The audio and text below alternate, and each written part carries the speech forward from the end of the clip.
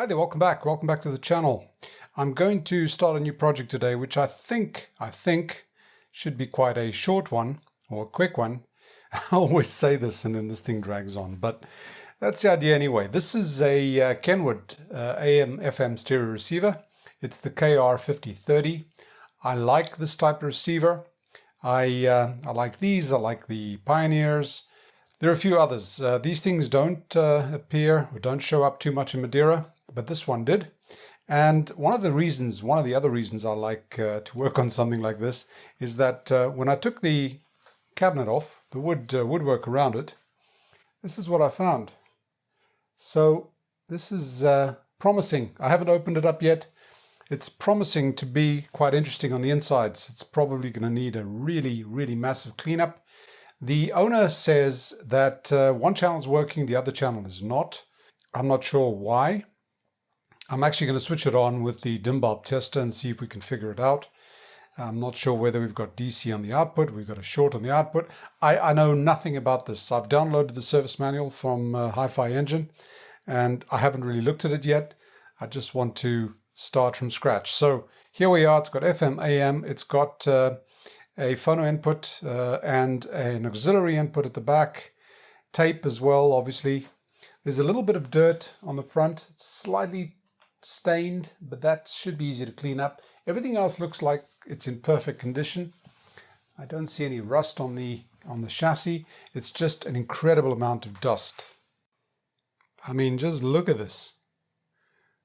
Great stuff.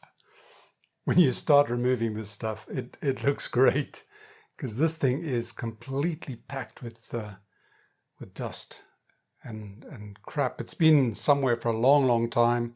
It was obviously inside the cabinet, and the top has got the fins, so everything went in and stayed inside. This hasn't been out, I'm sure. But let's look at the back and see what we're dealing with. The back here is more or less what we expect. It's got the FM antenna. You can use a 75 ohm or the 300 ohm, which is what he's got wired up here. There's the AM antenna. There's the phono inputs, left and right, auxiliary input left and right. There's the tape 1, tape 2. There's a rod antenna here, which I don't think moves. This should move. This is jammed up. I think it should move. It's just very jammed up. Yeah, we can remove that. There are a couple of switched outputs, a switched and unswitched, so you can connect one of your devices to it, and when you switch this on, it switches it on there as well. It's got a 110, 120 or 220, 240 volt selector, which is good. At first, because I saw the plug on this thing, I thought this thing was set for 120. Then you got two sets of speakers, A and B. Nothing special. That's all it is. I'm going to open it up and we'll have a look inside before we switch it on. Okay. It's more or less as expected. A hell of a lot of dust all over the place. We've got a massive transformer here. All the fusing, the two big filter caps. It's obviously the power supply over there. Lots of very old caps. These will all need to be removed, replaced. I'm not sure about the big ones. Those big ones normally hold up. We'll have to test them. But yeah, I'm not even sure. These are two transistors on each side. There's the two TO3 transistors over there. There's one, there's the other. So this will probably be a normal pair, complementary pair. I'm not sure if either of them or either side is actually shorted.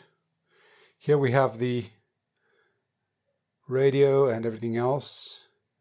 Again, lots of dust. That's not too scary. Just makes it interesting for me. We look over here, the switching at the bottom. All those switches will have to be properly cleaned up. And there's the underside of that. So yeah, nothing unusual. There's nothing unusual. I don't know much about this amp or this receiver, except from the stuff I've basically learned from experience from others of the era. So we'll take it one step at a time. And the first thing I'm going to do is I'm actually going to switch it on. I've got the dimbulb tester. I'll set that to quite a lot of restriction, probably just one or maybe two of the 40-watt bulbs in there. So we've got very good protection in case there's a complete short in there. I'll connect it to the workshop speakers and we'll see what we get. Okay, the dim bulb is on. There's two lamps on there. You can see it at the top there. There's a 40-watt lamp and a 60-watt lamp. So we've got 100 watts in series with this thing. And this switch here, this is the on-off switch, phones, speakers A, B, and B. So let's see, let's put the volume fairly low. That's in the middle, that's in the middle, subsonic filter off, balance in the middle, volume low, loudness off, tape off, and let's put this to, let's put it to AM. See what happens. Okay, that glowed and then it went dull, which means that there's not a short. Speakers A, do we hear anything? I can hear something from the one side, nothing from the other. Okay, so this thing has got one side working. Seems to be trying to receive. I think the only thing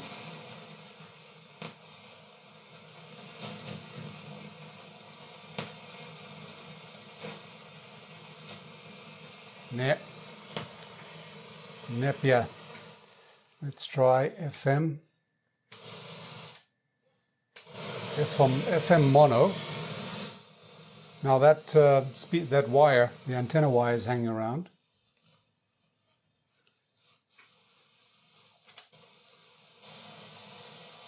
This thing is iffy. Switches are very... Okay.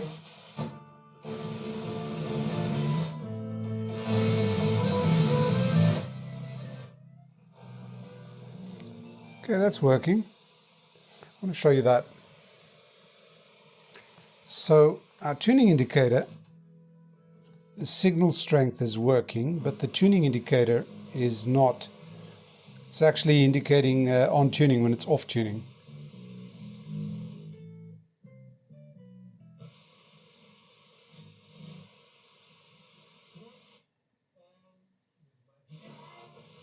Okay, but FM is receiving in mono. What about stereo?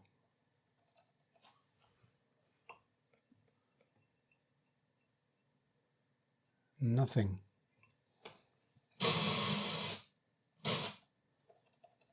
These switches are really dirty.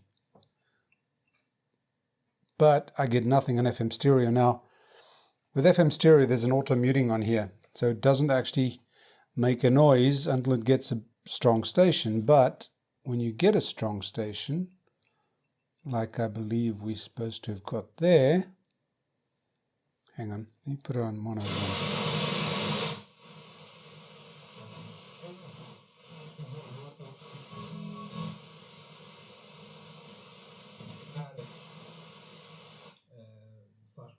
There's a strongest station. It's still there, but the sound is gone. So the muting is not releasing. Okay, which means it's probably nothing there. Okay. Okay, well, I think I'm just going to put in a signal and see, well, I guess we know what we're getting anyway. There's no sound on the one channel, and there's definitely something wrong with the tuning here. So I'm going to, first thing I'm going to do is actually clean up some switches. This thing is really iffy.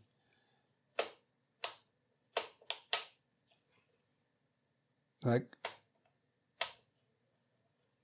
nothing.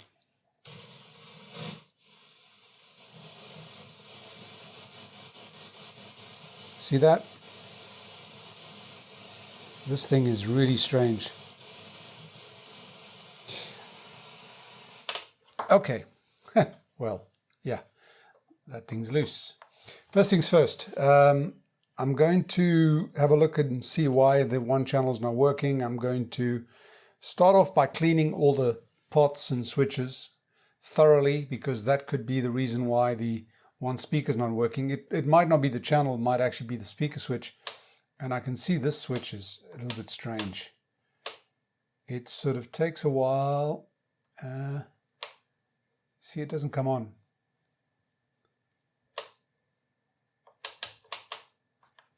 It has not come on now. The lamps haven't come on.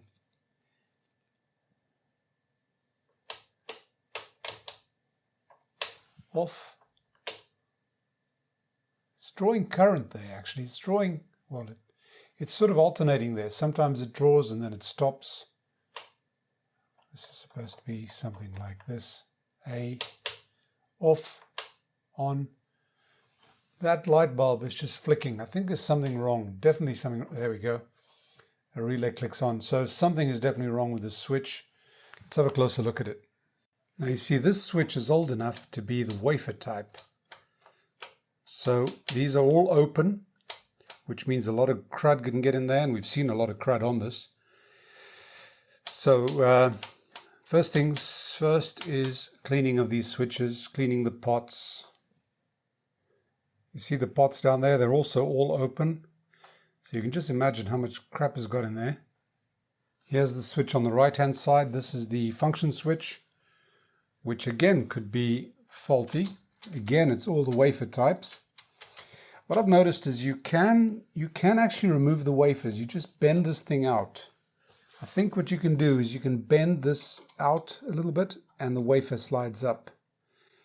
You've got to be careful though, because there's probably springs and all sorts of stuff in there that could go horribly wrong when you try and put it back. So yeah, always do this very carefully. There's another completely open switch. What is that? No, that is a pot actually. Again, very open, very susceptible to dirt. And the same sort of applies to a lot of this stuff. It's in the open. Anything can get in there. The lamps actually seem to be working, so I might not need to change them. If I do, I'll probably put LEDs in here. And then of course we've got all this fur to deal with. You almost feel like getting in a lawnmower. Looks like a dirty backyard. These are Rubicon caps. These caps used to be very good. I mean, this thing's been around for quite a long time, but these caps were very, very good. So the components were good when this thing was built. There's no cost cutting back then, I don't think. It's just that they've been around for a long time. It's normal. Like some of us. We need a revamp. Look at that. Whoa. So first things first, a good cleanup. First of all, I'm going to blow this all out and then start cleaning this with isopropyl alcohol. Lots of it. And cleaning of switches, come back and see what we've got. See if we've improved anything, see if anything has come back that wasn't there, like the FM stereo, like the one channel, which was silent. And then we can start some diagnosis. What I'm going to do with this one is I'm going to get everything functioning first, I think, and then go and do recapping, because that'll make it easier to detect whether I've made any mistakes. Always a good thing. If you change too many things, you don't know whether you had the problem or whether you caused the problem. So that's what I'll be doing. Well, I've done the first lot of cleaning. I've actually got a vacuum cleaner in here with the brush. And I started sort of sweeping away and sucking up the dust and everything else. And it's looking a lot different. Yeah. It's looking civilized again. But now we have a problem. Let me show you. I've got the dim bulb on again, and I'm going to switch it on. Now watch the lamps and watch everything else.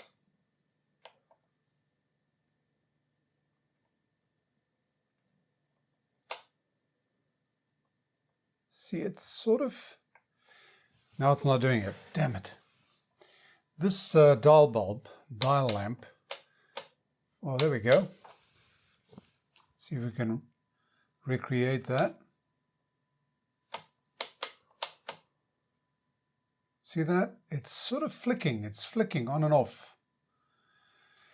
It's like the power is being shut off. Now it's off again. Give it a bit of a bump. Okay, I'm going to switch that off. I don't want to exacerbate the problem. But I think we've got something wrong with the power supply. So I'm going to have a closer look at that and see what we can come up with. Well, I believe I found the problem, and it's a real weird one. I was following the signal, or the power coming in, and when I removed the fuse to test it, or I was testing actually for continuity, these were fine, but look at this one. This thing is broken, and that one is broken. So the fuse was completely loose in there, like that. See that? No spring at all. So I'm going to have to find a way to replace that, because that thing needs a fuse that, and actually if that thing had gone any further to the right there, it would have shorted. These are the two, I believe these are the two mains going out, or coming in, I'm not sure. Anyway, that doesn't look healthy, so I'll start by replacing that. Well, it wasn't as easy as I thought. The fuse holder was indeed broken, and that could have been a cause for the alternating or the switching supply. You know, it was basically just going sort of on and off. And then I started hearing some sort of spark noises, and that led me to this point here. This guy here is that rotary switch in the front that has the speaker selection and phones, headphones, but it also switches on the power, this red and white wire. This is the main power switch. So when it's on the left, it's off, and when you put it into one of the other positions, whether it be phones or speaker A or speaker B or speaker A plus B, you then get power going through. So this is basically just an on-off switch. But I was hearing sort of sparks, and or rather, yeah, it was sort of, you could hear it crackling. And that led me to dismantle the whole thing. You have to take off these two screws. These wafer switches sort of fit one on top of each other, and you can just shift them back. Fortunately, it's at the end.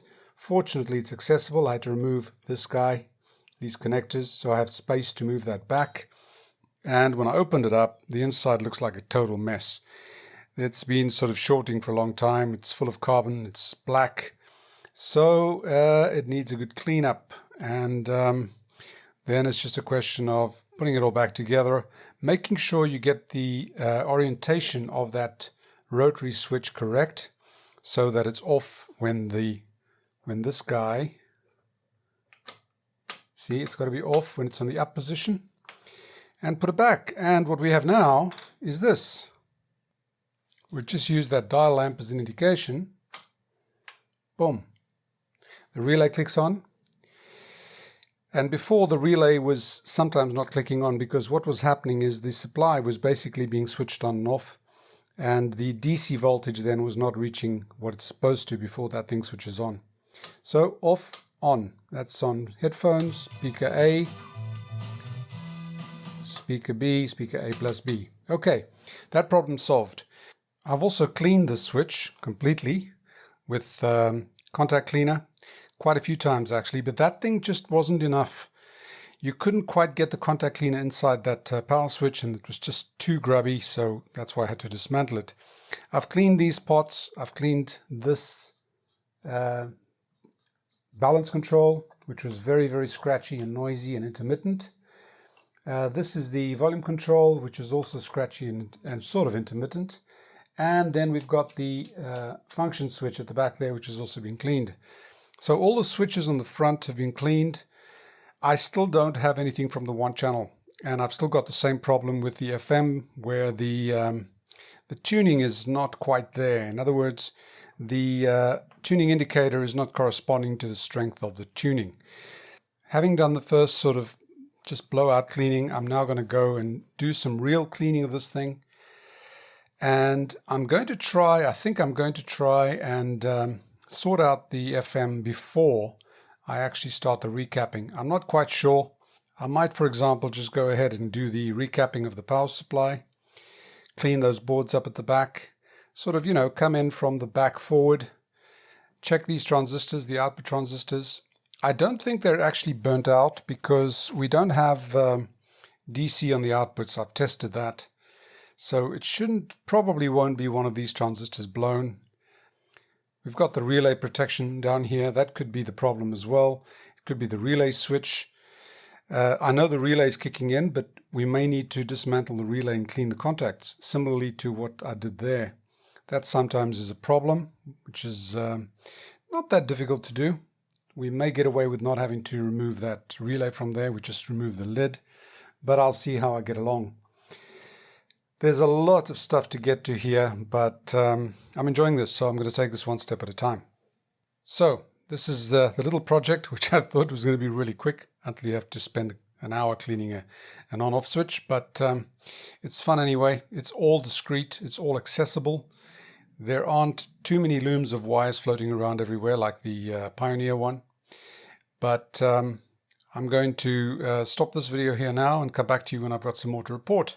So I hope you've enjoyed that. If you have, click like, share, subscribe, and all that jazz. And I'll see you back soon. Thanks for watching. Bye for now and stay safe.